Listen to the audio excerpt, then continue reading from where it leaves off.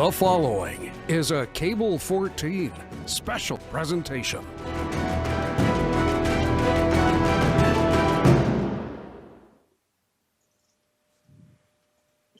Good evening. I'm Mike Forgin, and I will be your host for this, our weekly town hall meeting concerning the COVID-19 outbreak right here in the city of Hamilton. We welcome everyone watching and listening on Cable 14 and, of course, 900 CHML radio and on the City of Hamilton YouTube channel. Our town hall meeting looks a little different tonight as we are now all participating remotely. However, our goal remains the same. We will continue to share the latest information and answer many of the questions you have regarding the current status of COVID-19 outbreak here in our community. And we have a panel assembled that will spend the next hour answering your questions. Joining me once again this week, Mayor Fred Eisenberger, Mr. Paul Johnson, Director, City of Hamilton's Emergency Operations Center, and of course, Dr. Elizabeth Richardson, City of Hamilton's Medical Officer of Health. We welcome your participation in tonight's town hall meeting, and you can submit questions in one of two ways. You can go to the city's website at www.hamilton.ca/askcovidquestions, or you can reach us on Twitter by tagging @City of Hamilton in your tweet. Now, as this health emergency continues, the city continues to receive numerous questions. Once again, this evening, our staff are monitoring social media and the website, and we will get to as many of your questions as time allows. But before we start with tonight's questions, Mr. Mayor, it's been a week since we last gathered for our last virtual town hall meeting. Can you once again kick things off and give us a brief update about COVID-19 and the situation here in our great city? Thank you very much, Mike, and thank you everyone for tuning in, and thank you to Cable 14 and CHML, and of course our American Sign Language interpreters, Rosalie Vizers and Georgia Whalen. They're doing a fantastic job for us all the time, and I'm really delighted with the response we're seeing in our community. Hamiltonians are doing what they're being asked to do by and large. Staying home as much as possible, washing hands, and really responding to the kind of requests that the public health officials are asking them to do to stop the spread of this virus. So I'm quite pleased. I think you'll hear the same from Paul Johnson and our medical officer of health as well. But it's not the time to relax, though. It's time to keep at it and stay with it.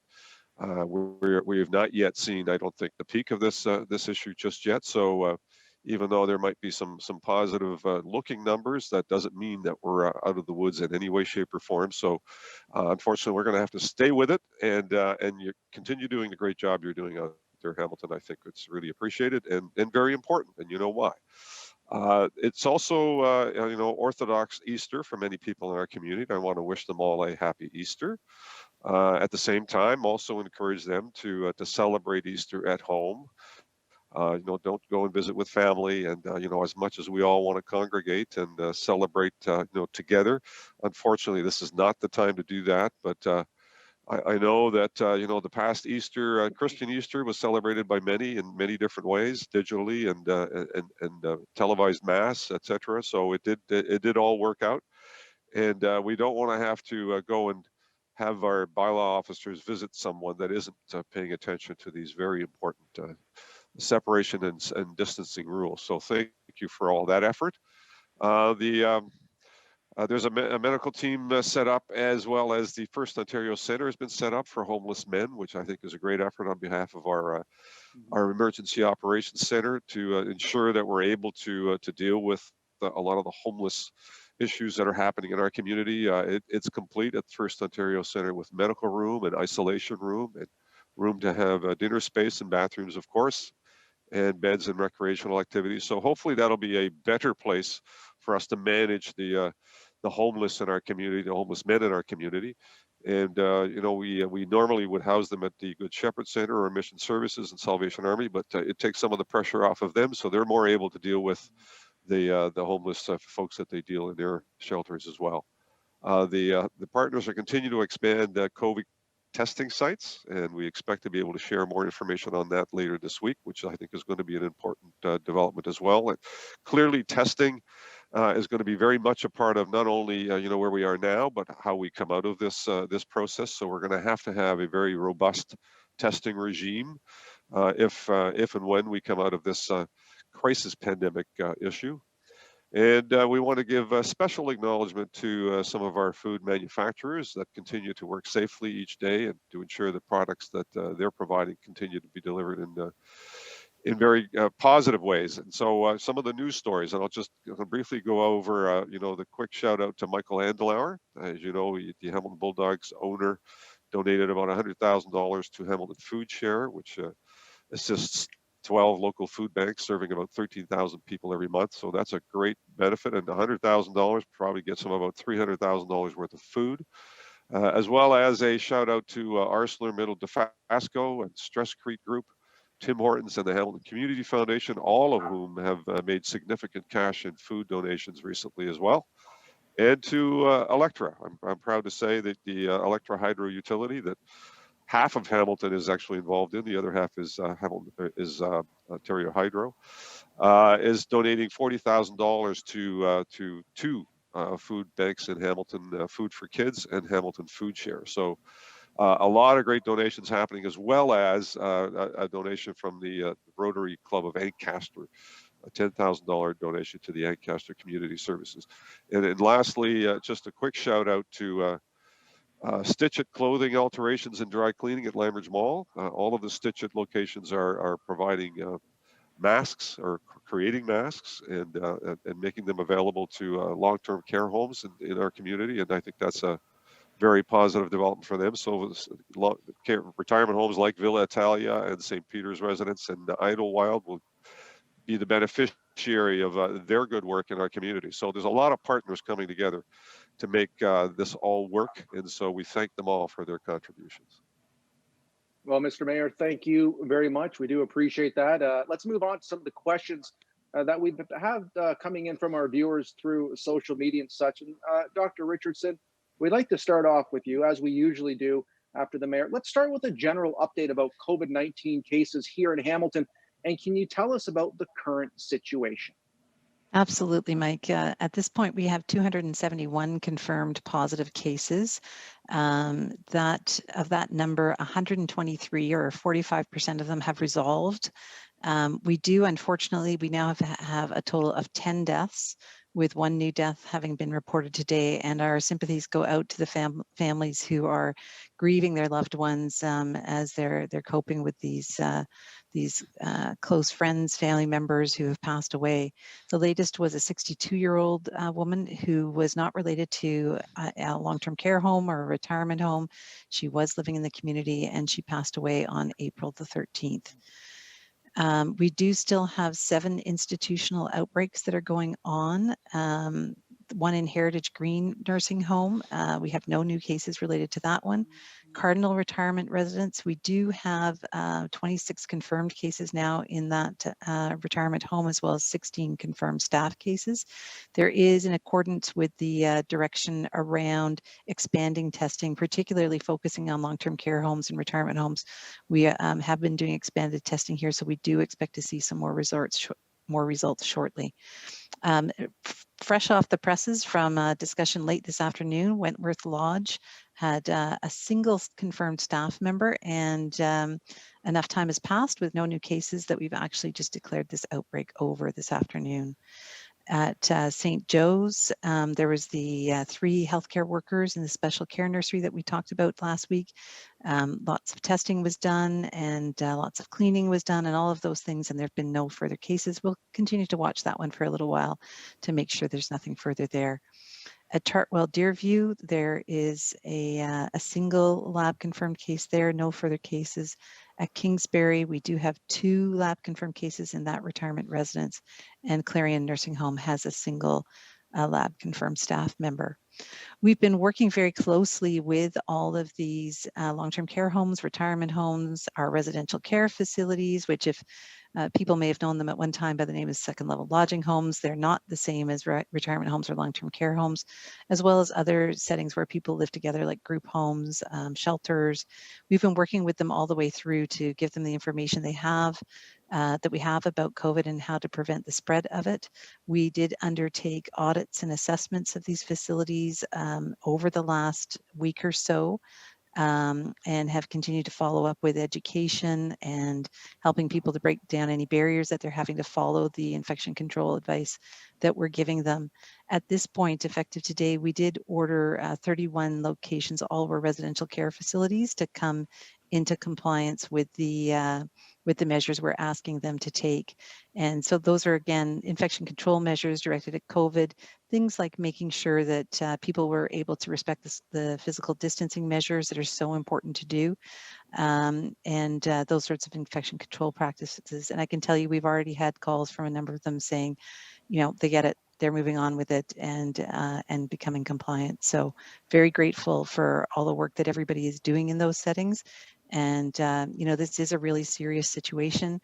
As the mayor spoke to a little bit earlier on, we're not past the peak here yet in Ontario and in Hamilton. We are very glad to see that the kinds of measures that we've been talking about in terms of physical distancing, staying at home, you know, only having one person go out for groceries when they absolutely need to, those have all been making a difference. And we've absolutely seen the numbers come down or level off more so than we might have expected as a result of that. But it's still a very serious situation, and we need to make sure that people continue to follow that advice. Well, Dr. Richardson, thank you very much for that, and some positive news, but we still have to continue to do what we're doing, and the city is getting it. That's wonderful. Paul, we're going to head on over to you now, and I know you've had some busy, long days. Would you mind giving us a general update about the recent work of the city's Emergency Operations Center, and maybe some key updates since we last spoke last week? So Mike, I think our work falls into three big baskets. One is, you know, keeping the city going and providing the services that the city needs to provide. And that is, you know, an everyday check-in and balance. We need to make sure we have the proper staff in place, that we're protecting those staff members. We have a lot of people working from home, but we still have a lot of people working what we would call in the field. Those could be in buildings, or those could be out on the streets. So it's a lot of work to keep that going. And, you know, talk about some good news. You know, it's great to hear at Wentworth Lodge that those folks who work so hard in our long-term care facility, you know, that those efforts are, you know, tonight a little bit of good news alongside the very tough work they do. But the transit operators, the waste collectors, all of that, we got to keep that moving. And I think people feel, oh, hey, it's all just easy to shut down all the city buildings and keep everything going. Well, it's not. So we keep working on that. The second basket picks up in things that Dr. Richardson talked about, and that is that a number of us across hospitals, public health, the municipality, and some of our other health partners are working really hard to make sure that we understand the risks that are inherent in congregate settings. And just to give some context, in Hamilton, about 10,000 people will call one of these congregate settings their home. Sometimes it's a temporary home, an emergency shelter for homeless men, women, or children and families. For others, it's a little more permanent, residential care facilities, some of the group homes or long-term care facilities. But that's a lot of people and a lot of places. And all of us will play a little bit of a role in that. And people sometimes say, well, isn't that just a health matter? Well, not so much, as we saw at the Cardinal, where a number of us had to get involved. And obviously, we're working very hard at that because we want to make sure we keep people safe. Last piece is we are starting to turn our attention to what the next phase of this looks like when the emergency orders are over and when we start to think about what the next part of our lives look like in the next few months. And that planning work has to start today, because as challenging as it was to close down some of these services and programs in the community, I actually think it's going to be more challenging to understand how we safely and effectively reopen some of these services. So we are starting in consultation with Dr. Richardson to do some work and some planning. It's not going to happen overnight. It's not going to happen in the next couple of days, but we need to turn our minds to the fact that we can't just completely stay inside, you know, for months and months and months on end. Some things will have to change as we head more towards the summer. Again, some positive news, and to what you and your team are doing, Paul, it's just wonderful. You're really working both ends there at the same time, but it's great. Mr. Mayor, back to you now. Today, City Council met to discuss the financial impacts of the city's COVID-19 response. Can you tell us exactly what that means for the taxpayer, and how much does this put the city in debt, And will this impact city staff at all? So thank you, Mike. Yes, I mean, you could expect that the city, given that we're foregoing a lot of revenues that would normally come in through transit or through the recreational programs, provincial offenses or Ontario lottery gaming slots all closed down, and that's a source of revenue as well. So we have loss of revenue, and we have increasing costs, additional costs to the tune of about $6.6 million, and lost revenues to the tune of about $20 million. So the projection is that from now until the end of May, that the overall negative variance for the budget would be something like $24 million. And if we go longer and we project that out, another 3 months, let's say, it could be $50 million or more.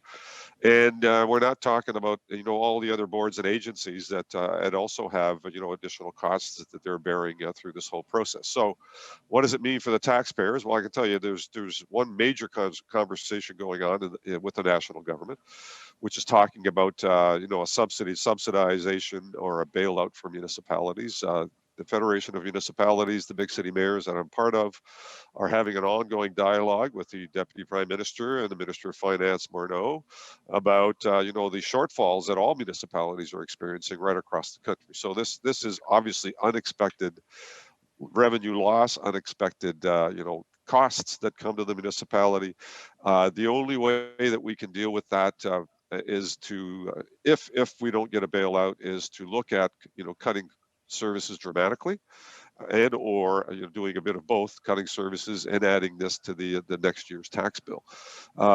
Neither one of those options is particularly positive, because we'll end up hitting the very same people that the federal government right now is trying to help in terms of keeping them flush financially. So I think we're getting some good traction from our federal partners. They understand that there's a challenge here that all municipalities across the country are facing. Rather than having someone suggest that we allow municipalities to run deficits, I think that'd be the worst thing that could happen, because then we're actually then again borrowing to make operational costs viable, which is not a good position to be in over the long term. It's not at all sustainable. And so we're looking to our federal partners to help us with that. And as I can tell you that we're getting a positive ear from our federal government for sure. They are clearly focused on the current individuals and businesses that are struggling right now relative to the pandemic. Fully understandable. They're putting money into social services. They're putting money into the cultural sector. All of that to help support people to get through the pandemic crisis. But at some point, their ears will get attuned to what's happening in municipalities. And I have no doubt that down the road, we'll also see, a significant bailout for municipalities across the country. And certainly Hamilton, we're in the same boat as all others when we say we're all in it together, not only individually, but every municipality in the country has the same challenge, some bigger than others. And the number I hear in Toronto is something like $930 million shortfall for them.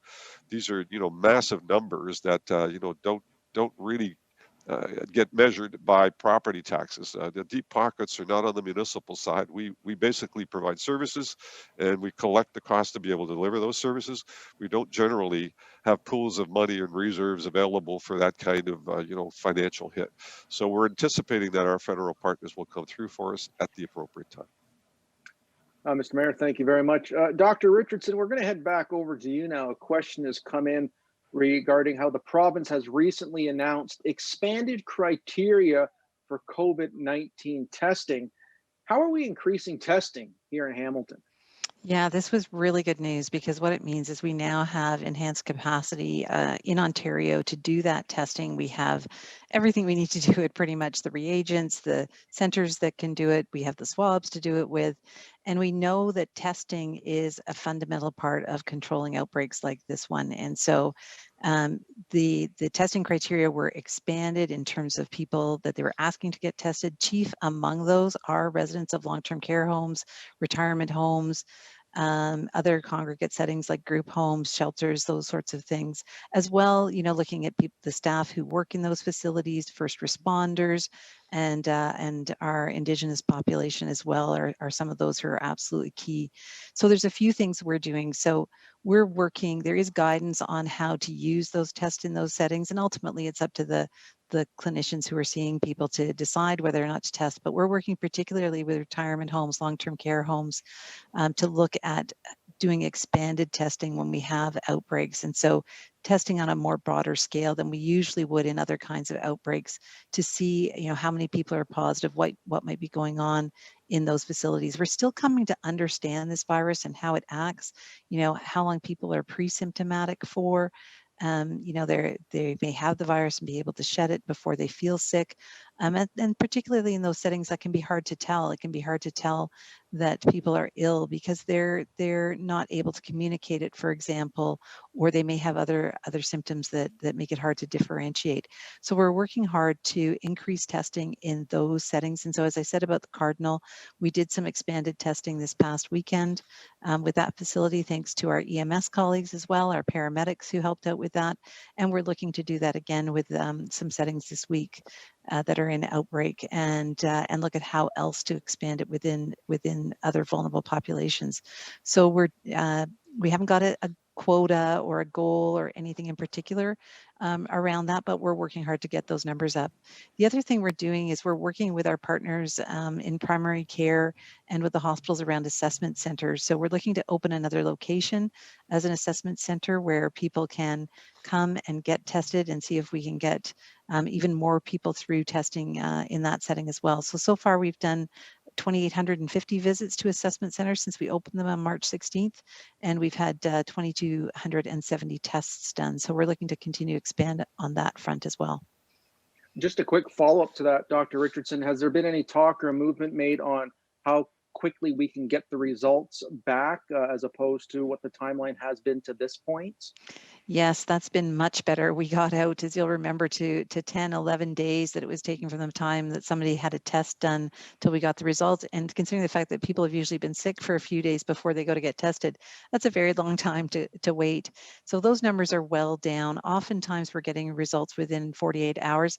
Sometimes it takes a little bit longer because that lab capacity is still moving around. So for example, Hamilton Public Health Lab, for a short period of time has had a little bit of a challenge, but so they were sending their tests to Toronto, so that adds some travel time because the swab physically has to get there. As much as we're all used to this virtual world now, some things physically have to get from one location to another, and that adds a little bit of time. So maybe 3 to 4 days, but generally pretty quick now. Well, 72 hours is a lot better than the 10 days. So that's wonderful news. Thank you for that. Paul, we're going to head back to you. Questions come in regarding a number of new signs that have been posted around the city over the past week at parks and trails, and of course on some walking paths. Paul, can you talk a little bit about these signs? What does essential use mean? And can people still use trails and parks for general enjoyment? Sure. We go from positive news to Mr. No, as my parents like to call me now. Every time they ask me, can they do something, the answer is no. Maybe Elizabeth can confer an honorary doctorate and I can become Dr. No or something like that. The bottom line is our signage in Hamilton is meant to reinforce the local, provincial, and federal messages from our health officials that has been very clear. Stay at home or stay close to home. Of course, getting outside and walking through a park is perfectly fine. We've talked about that. Walking around your neighborhood is perfectly fine. But deciding that you're going to drive a distance and spend a day in the park picnicking and meeting other people there is not okay. It's meant to be there for the essential uses of getting out and stretching the legs and getting some fresh air, walking pets who need to get outside. We understand, you got to walk your dog and those types of things. And some of the trails and pathways and things are there for people to use. But it's all in an exercise to remind people that we're really in a stage still where the message is stay at home and stay close to home. And if you want to spend significant times outside, it needs to be very close to where you live, not going to the local parks and all the rest. There are some trails that are closed and those are clearly marked, but the ones that are essential is about getting home that message that when you're out and about, it's for those short periods of time, really essential opportunities to which our mental and physical health is essential. So getting outside to spend a little time outside near your home is absolutely fine. It's a perfect use of our parks, but it's about walking through them, walking around them, using the paths, and then heading back home. And that's really the position we're in as I say, at some point that'll change, and at some point things will start to get a little bit back more to normal. But just because of good numbers and all the rest, the mayor and Dr. Richardson have said it, we're just not there yet. And so those signs will remain as a reminder of what that message is. Wonderful. Thank you very much, Paul. Mr. Mayor, we're going to head back to you. A question has come in regarding last week's City Council and how they approved a new bylaw to enforce physical distancing in Hamilton. Was there a concern that people weren't heeding the city's request to maintain a 2-meter or 6-foot distance from other people? Yeah, I mean, we do get those complaints, and I think we have some evidence in certain locations where people are not maintaining that physical distance, where they're gathering in too large a groups. Albion Falls comes to mind. Others have talked about the Devil's Punch Bowl, where people have been congregating.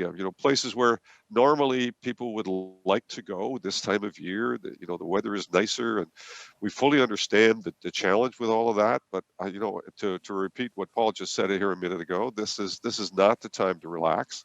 This is the time to bear down and continue on with not gathering in groups anywhere. And that includes outside of grocery stores where you need to maintain that minimum 2-meter separation when you're waiting to get in, if that's what you need to do. And I know that most grocery stores are requiring that now, and I think you see that at Costco. Do that everywhere as much as possible. And if you don't need to go out, don't go out. Stay as close to home as you can. But we have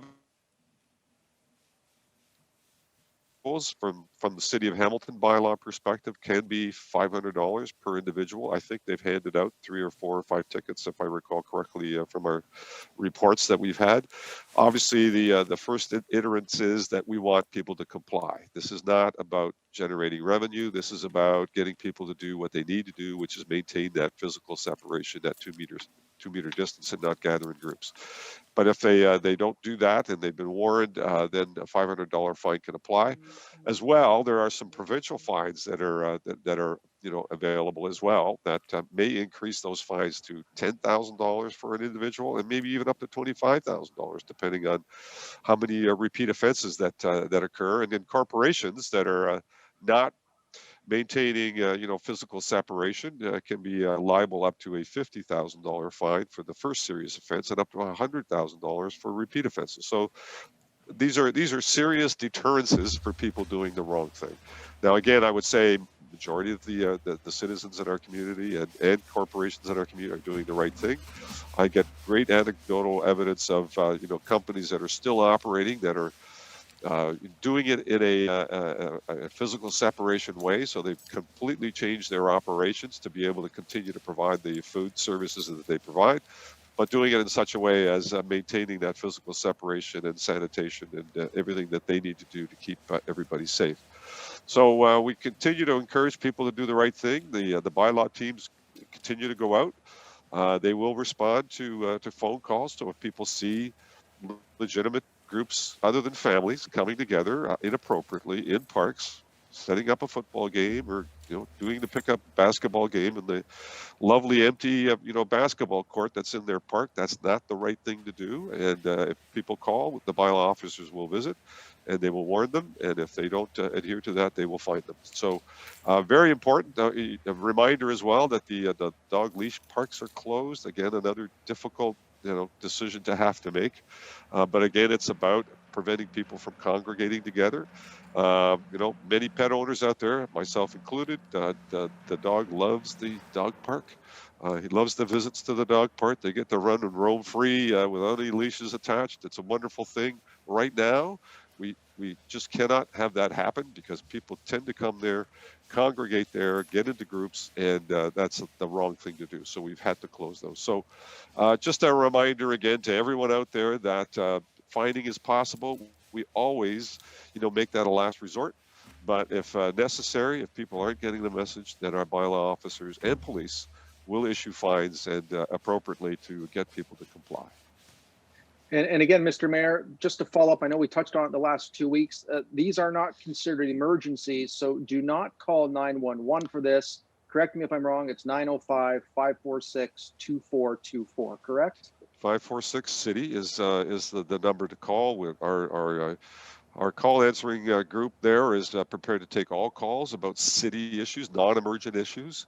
911 is for emergencies only. So if someone's dying in your home or you're having a medical emergency, that's 911.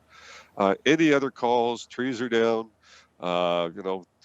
drains are clogged, or people are congregating inappropriately, 546-905-546 city is the number to call. That's right. And it's not it's 2489, 546-2489. That was my bad. Thank you very much for that, Mr. Mayor. Dr. Richardson, we're going to head back over to you now. I know you've kind of touched on this, but we'll get to it one more time because I think it's important for them to hear. And a question did come in regarding what is public health doing to help prevent the spread and contain the virus in vulnerable settings like retirement and long-term care homes. Thanks, Mike. Yes, these are the settings, as I mentioned earlier, that we're really quite concerned about because they are the settings where some of our most vulnerable people live, either because they're older than 65, or they may have other medical conditions, or, in the case of our residential care facilities or in shelters and the like, they have other things. They're vulnerable for other reasons like low income, lack of housing, those sorts of issues. So we've been working with all of those settings, but particularly around our long-term care homes.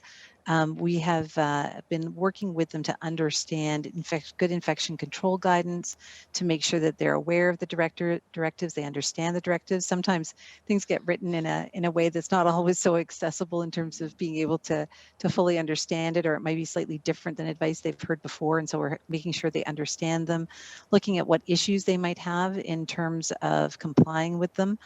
And how can we help them with that? So as well, in terms of if they do happen to have a case or an outbreak, we then ask them to go into this full mode with wearing PPE all of the time. We're asking them to do something that we call cohorting of patients and of staff. And so what that means is putting together people who are sick on a particular floor in a particular area, and having only a certain group of staff always work with the people who are sick and not also work with people with well, because we're looking to stop any of those possible chains of transmission that might be going on.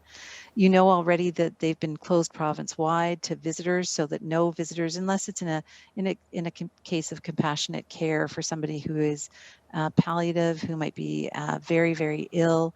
And so in those very extraordinary cases, people are allowed into the homes. The homes are also doing actively screening of their staff to see if they have any symptoms, actually twice a day, and to check and see if they have a temperature, similar for all of the residents who are there. And as Premier Ford announced today, we're looking at additional measures. What can we do? So we've talked already about more testing. What more testing can we do to understand what is going on with COVID-19 being such a new virus? And they've also issued an emergency order that prevents people from working in more than one long-term care home, retirement home, or other healthcare setting. And so what that again is aiming to do is prevent the spread from facility to facility. Nobody is trying to do that, but as we're trying to understand this and limit any spread, that's one of the things that has been put in place. And finally, there is this piece that we're looking at together across all of the healthcare settings and with community settings. Paul, myself, Rob McIsaac from Hamilton Health Sciences work together across the whole LHIN with all of our public health colleagues, hospitals, primary care doctors, and others to look at ways that we can shore up these facilities, whether they're long-term care homes or retirement homes.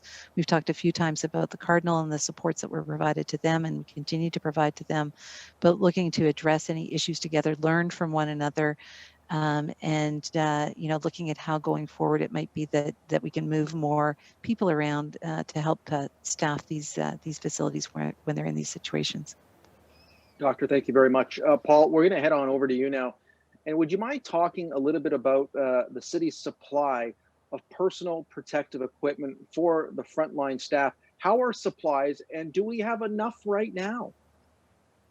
So we're stable at the moment, but we don't have enough for this to go on for long periods of time. In certain cases, we're going to need to continue to source that as they are. We, in the AOC, we have what we call our logistics chief, and she is working alongside public health and other institutions and all of our suppliers to get in these pieces of equipment which are critical for worker safety. So Today we're not in a panic situation, but in terms of having 2-month, 3-month, 4-month supplies of everything we need, that simply doesn't exist. And as Dr. Richardson's pointed out, there continue to be updating of the use of PPE within certain facilities, and that causes a greater usage rate of those pieces. So we're also constantly recalculating how long these will last. So, our commitment is to obviously protect our employees. We help in other settings when we have to and step in and provide some equipment if we need to.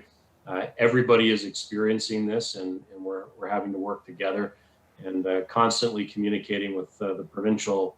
We really work through the province, who is also then working with the federal government to say if we have some shortages in certain areas, we work hard to replenish it. So, I don't want to paint a picture that we're good for all time, because that would be inaccurate, but I also don't want to panic anyone this evening.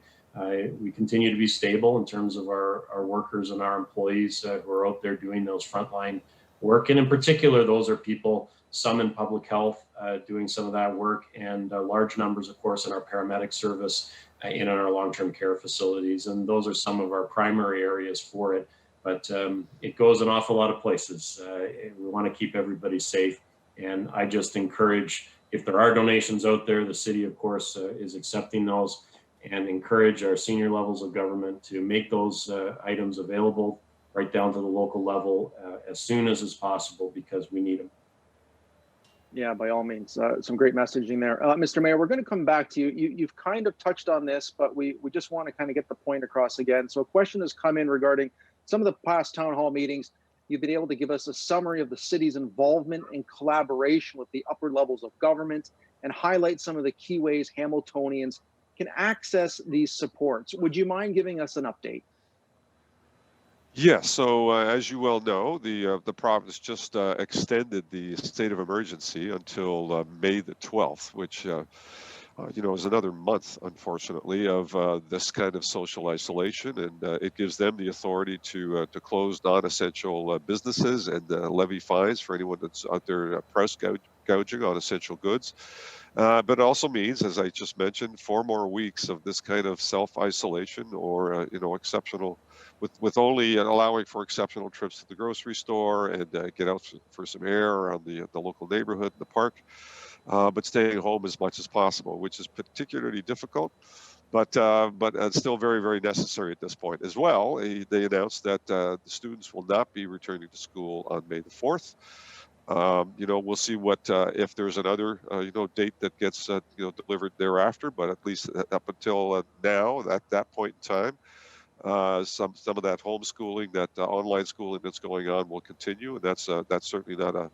Seems to me that's something that's working. That I hear my son and daughter-in-law are teachers, and that it seems to me that they are getting some class time in, which I think is a very positive thing. So that the kids are not going to be totally devoid of some level of education during this period.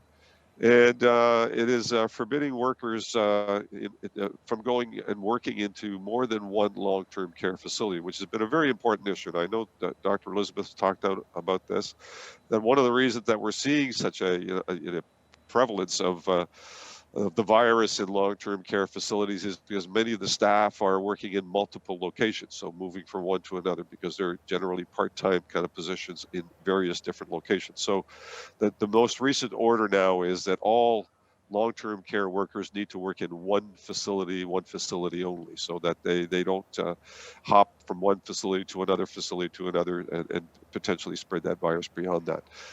The Prime Minister as well has been very active, as you know, with their CERB funding, which is the employment rebate or benefit to folks that are out of work. So up to $1,000 per month while they're collecting the CERB, people can earn, and they actually receive about $500 per week for a number of months to help offset lost wages for people that have lost their jobs.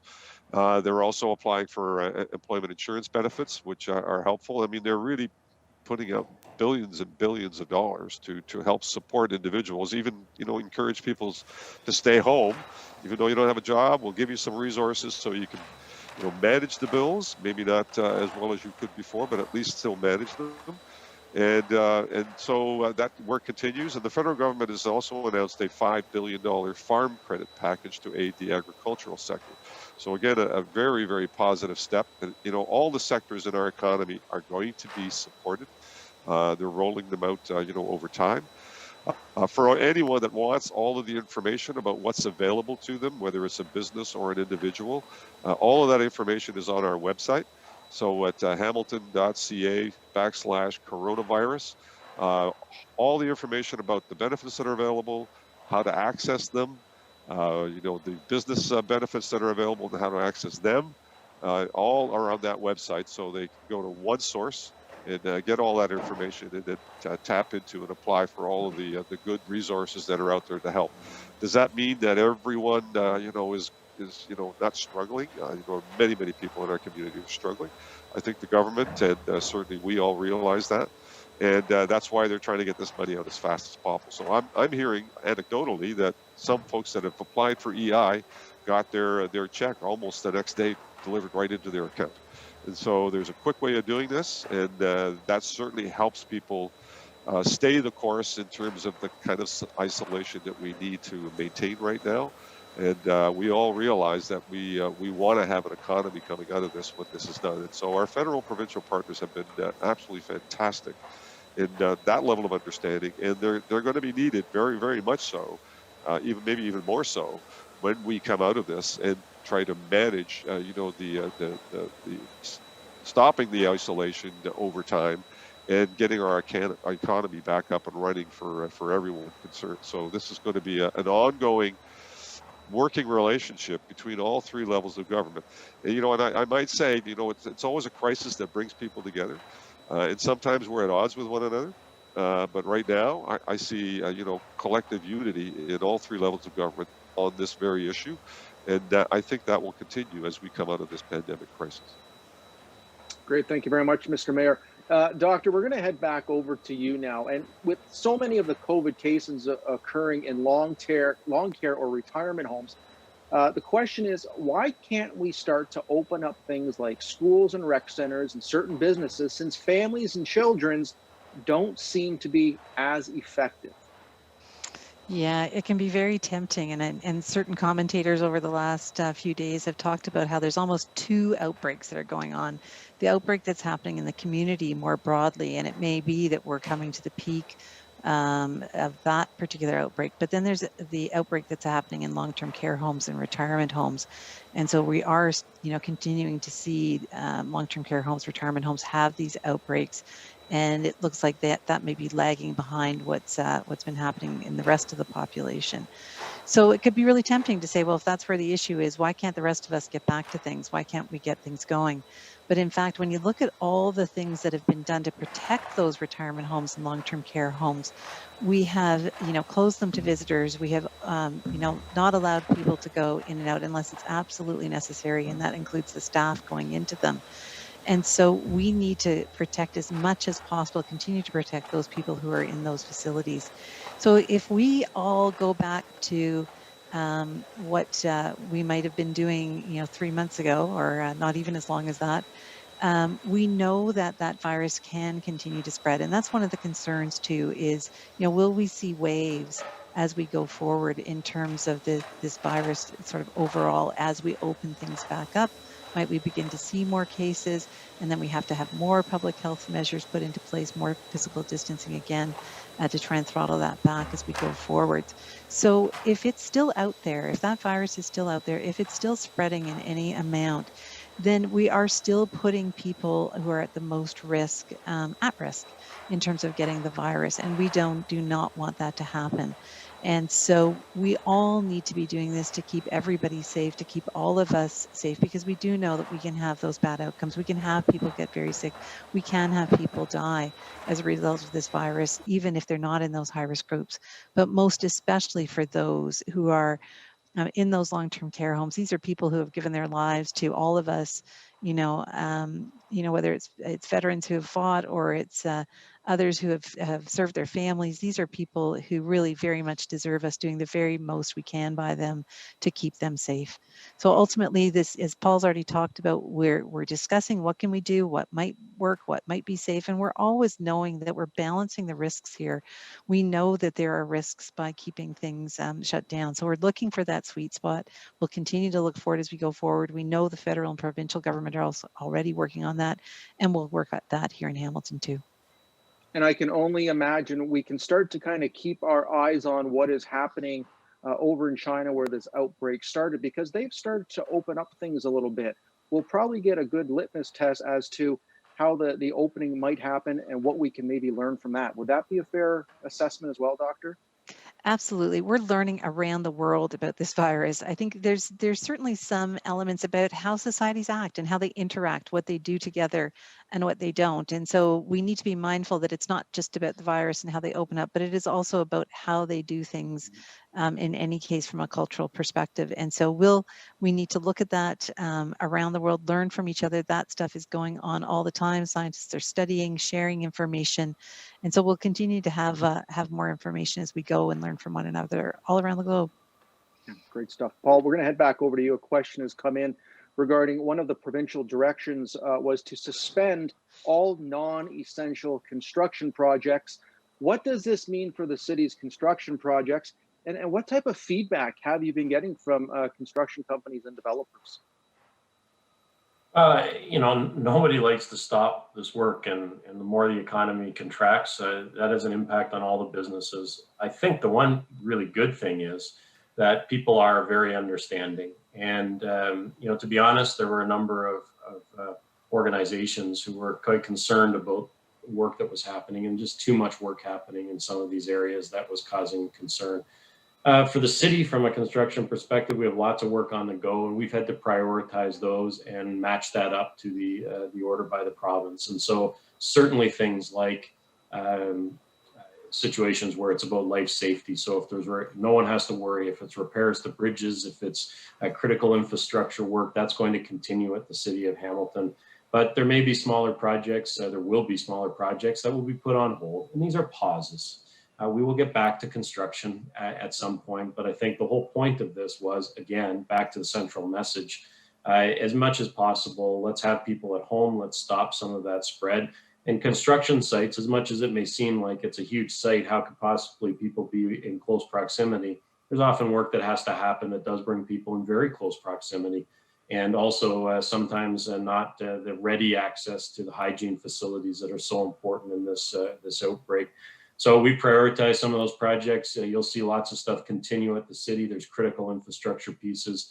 The other thing we've looked at the city is, of course, if a project was dependent on some other funding and that funding might be at risk if we don't continue, we'll continue with those. We would not want to burden further the property taxpayer in terms of capital projects if that was put in jeopardy. So much will continue, Mike, but we've looked at a few of them, and some of those projects will be put on hold. Paused for a number of weeks, and then we'll get back at her when the rest of the province does as well.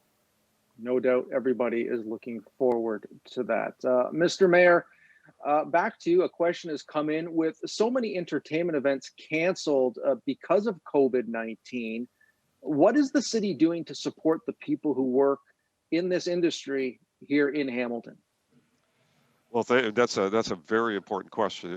It's a very big part of our economy, a very big part of the national economy, quite frankly. So the music industry, the film industry, all are very important aspects of our growth in our sector. So we're hosting a forum for the music industry.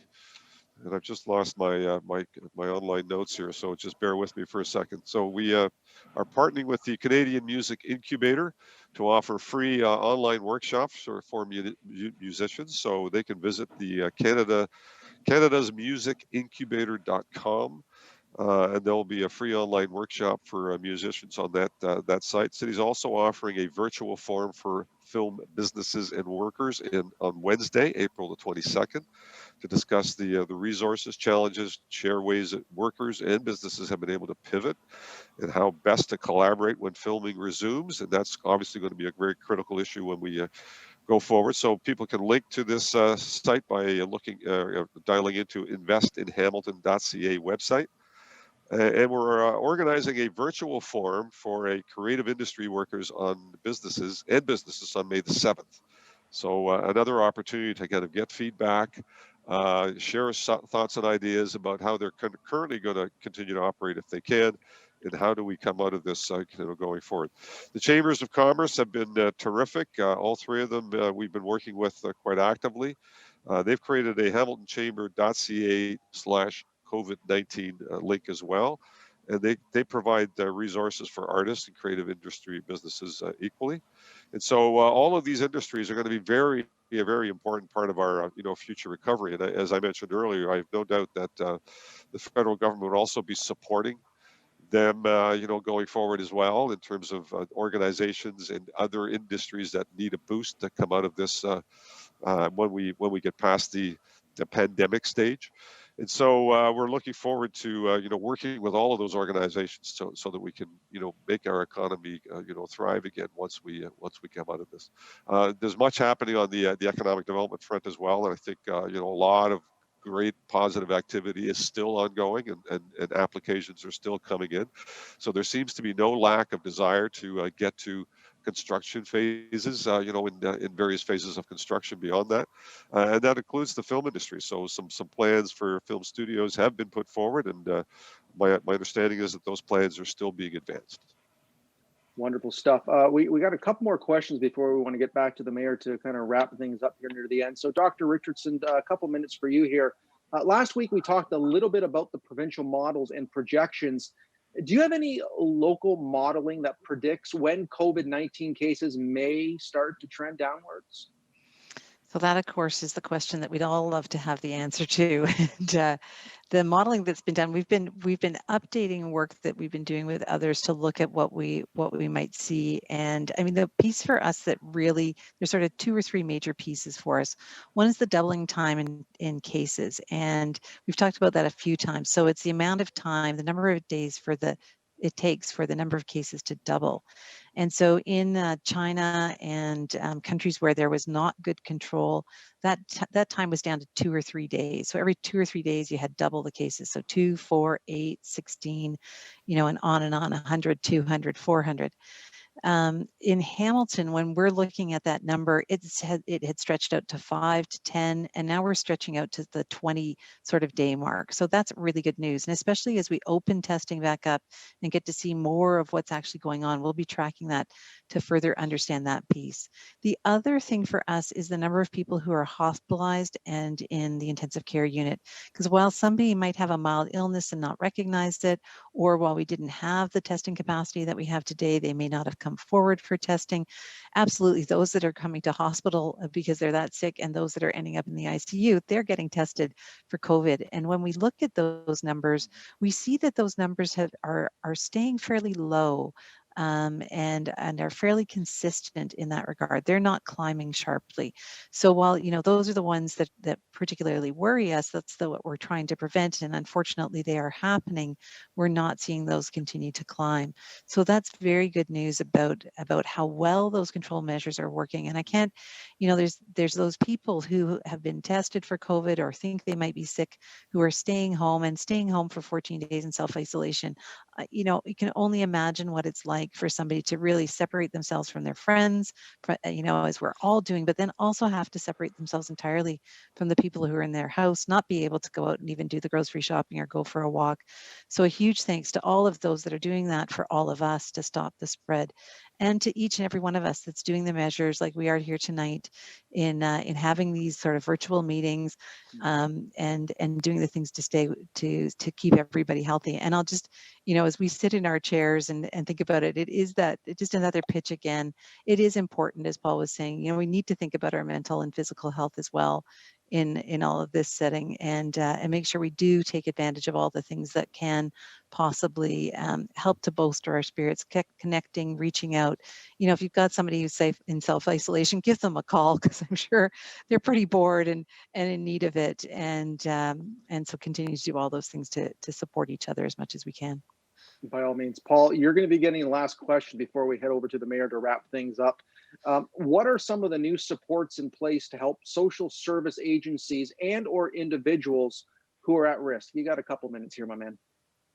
Sure. And as the mayor mentioned, there's lots on the website that we'd encourage people to go to, all the information there about where you can apply for individual supports. And really, it's important to look through those. People may not be aware of all that's available there. A few things the city's doing. We've been investing heavily in our network of social service organizations right from the start of this. And whether it's food serving organizations, obviously we've talked a lot about shelter services and the increasing investment there. We're trying to do proactive work as the city to ensure that people are receiving the supports they need, and there's more people who need those. And it's little things like making sure that low-income folks who have been told to isolate for 14 days and can't afford to buy online and have delivered groceries, that we have services out there that will deliver those groceries as well. Starting tomorrow, we're going to have an online form for organizations who are have COVID-related programs that they want to deliver, expand some of their services. They'll be able to apply online, and our staff are going to turn those around in lightning speed, and we're going to try and get some money out the door to organizations that are supporting others in the community.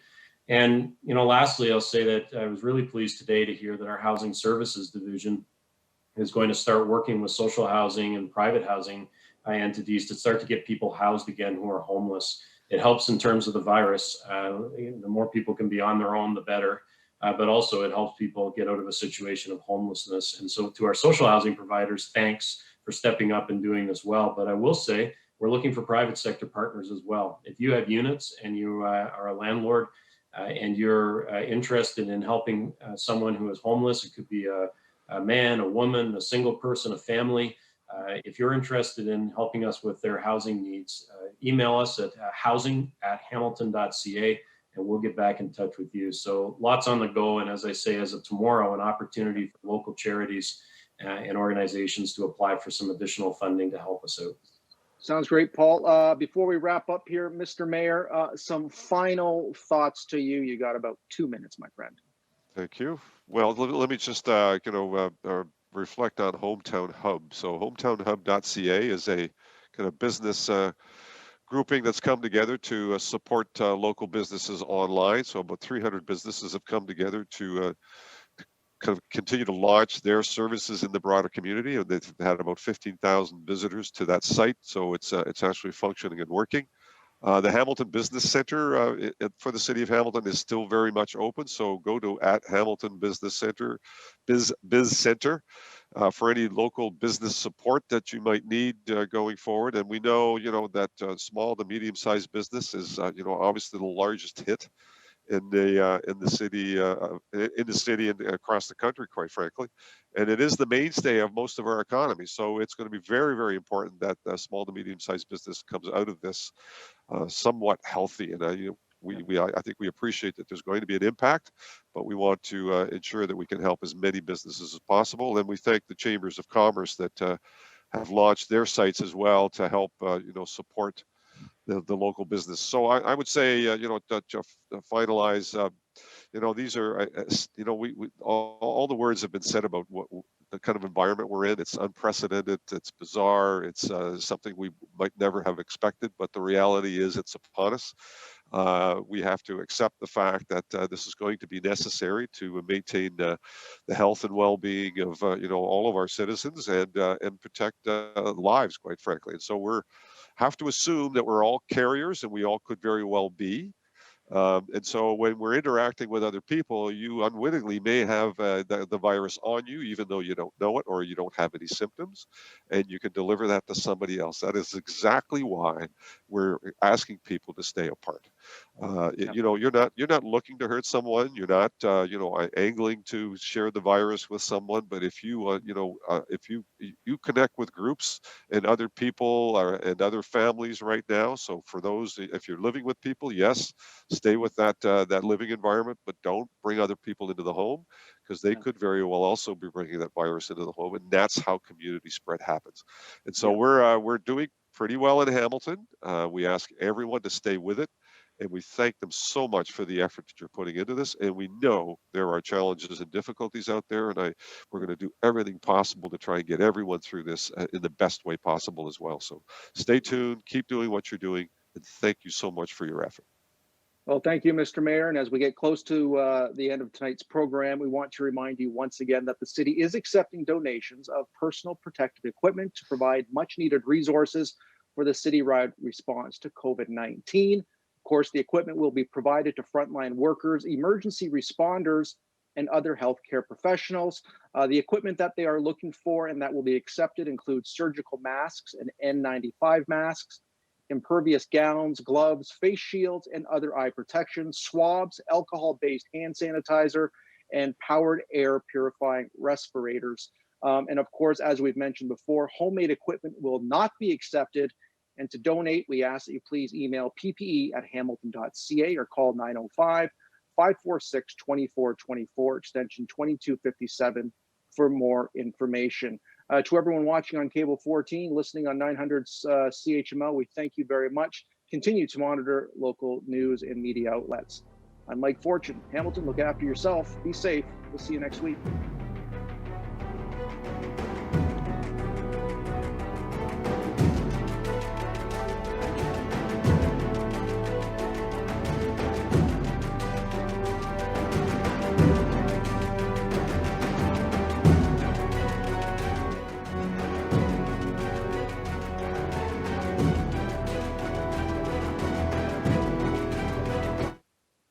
Corona